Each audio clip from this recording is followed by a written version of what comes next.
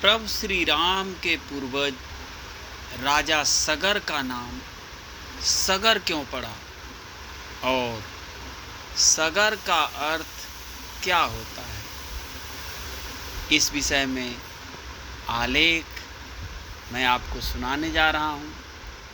इसके रचनाकार हैं श्री ब्रह्मेश्वर नाथ मिश्र जी महाराज। इस आलेख को हम आपको पढ़ के सुनाने का प्रयास कर रहे हैं।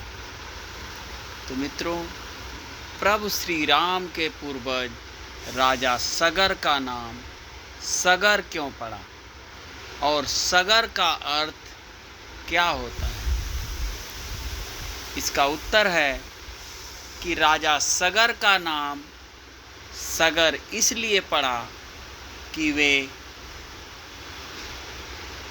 गर के साथ पैदा हुए थे। स का अर्थ साथ या सहित होता है और गर का अर्थ होता है जहर। इस प्रकार सगर का अर्थ हुआ जहर के साथ। राजा सगर का जन्म जहर यानी गर के साथ हुआ था, इसीलिए इनका नाम सगर पड़ा। अब इस विषय में जो कथा प्रसिद्ध है उसका मैं वर्णन कर रहा हूँ। महाराज सगर के पिता महाराज असित अपने शत्रुओं से लड़ते लड़ते त्रस्त हो गए और उनकी सेना भी छीण हो गई।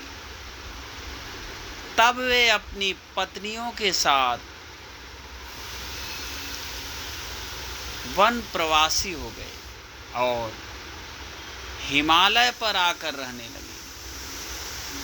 उनकी 2 पत्नियां थीं। कुछ काल बीतने पर महाराज असित मृत्यु को प्राप्त हुए। उस समय उनकी दोनों रानियां गर्भवती थीं। इनमें से एक रानी को कालिंदी नाम से प्रसिद्ध थी।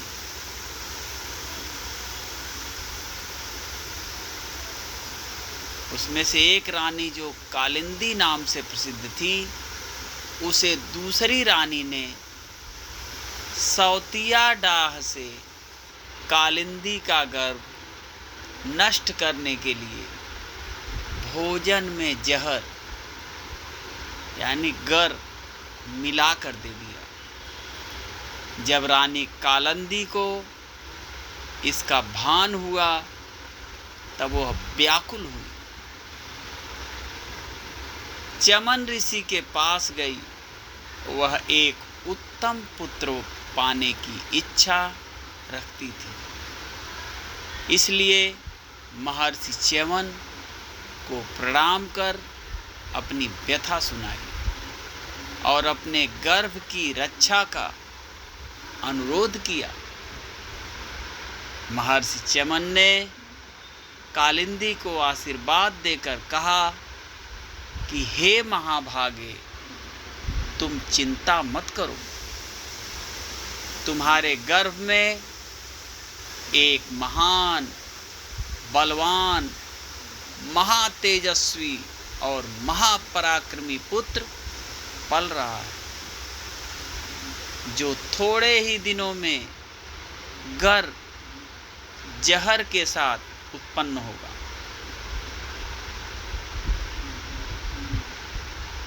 और इसका नाम गर यानी जहर के साथ उत्पन्न होने के कारण सगर होगा। महर्षि च्यवन का आशीर्वाद पाकर विधवा रानी कालिंदी उन्हें प्रणाम कर अपने आश्रम को लौट आई। कुछ समय पश्चात उसने एक यशस्वी पुत्र को जन्म दिया जो जहर के साथ उत्पन्न हुआ। और सगर नाम से प्रसिद्ध हुआ।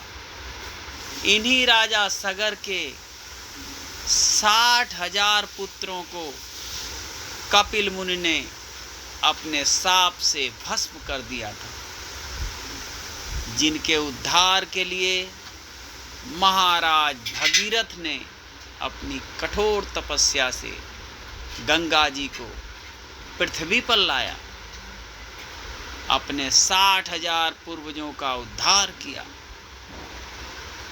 महाराज भगीरथ महाराज सगर के प्रपौत्र महाराज दिलीप के पुत्र थे। मित्रों, ये आलेख आपको कैसा लगा कमेंट बॉक्स में अवश्य बताएं। बस यहीं विराम करते हैं, फिर मिलते हैं अगली रोचक जानकारी, कहानी, भजन एवं छंद के साथ। तब तक के लिए जय श्री राम।